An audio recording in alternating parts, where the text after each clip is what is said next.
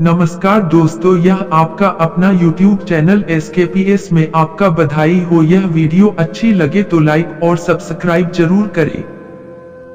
वैवाहिक जीवन में पति पत्नी को आपसी तालमेल बनाए रखना चाहिए।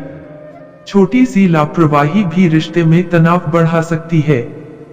इस रिश्ते में सम्मान और विश्वास बनाए रखना चाहिए। सुखी वैवाहिक जीवन में किन बातों का ध्यान रखें, ये बात ययाति और देवयानी की कथा से समझ सकते हैं। श्रीमद् भागवत में राजा ययाति की कथा बताई गई है। महाभारत काल में राजा ययाति का विवाह दैत्य गुरु शुक्राचार्य की बेटी देवयानी से हुआ था।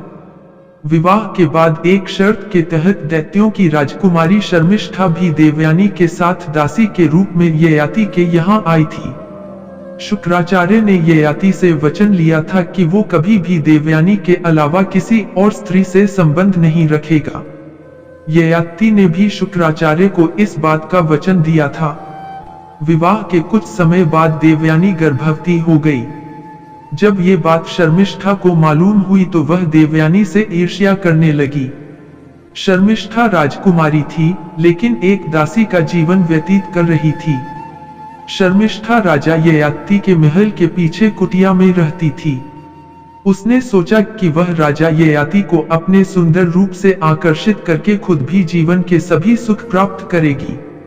अपनी योजना के अनुसार शर्मिष्ठा ने ययाति आकर्षित कर लिया। ययाति शुक्राचार्य को दिया हुआ वचन भूल चुके थे और उन्होंने शर्मिष्ठा से संबंध बना लिए। कुछ समय बाद देवयानी को ये बात पता चली तो वह अपने पिता शुक्राचार्य के पास आ गई। देवयानी ने शुक्राचार्य को पूरी बात बता दी। ये बात सुनकर दैत्य गुरु शुक्राचार्य ने ययाति को शाप दे दिया कि वह युवा अवस्था में ही वृद्ध हो जाएगा। इस शाप से ययाति वृद्ध हो गए। इसके बाद ययाति ने शुक्राचार्य से क्षमा मांगी। दैत्य गुरु ने ययाति को शाप से मुक्ति का तरीका तो बता दिया, लेकिन राजा के वैवाहिक जीवन से सुख, विश्वास और सम्मान खत्म हो चुका था। वैवाहिक जीवन में सुख बनाए रखने के लिए पति पत्नी को एक दूसरे का विश्वास नहीं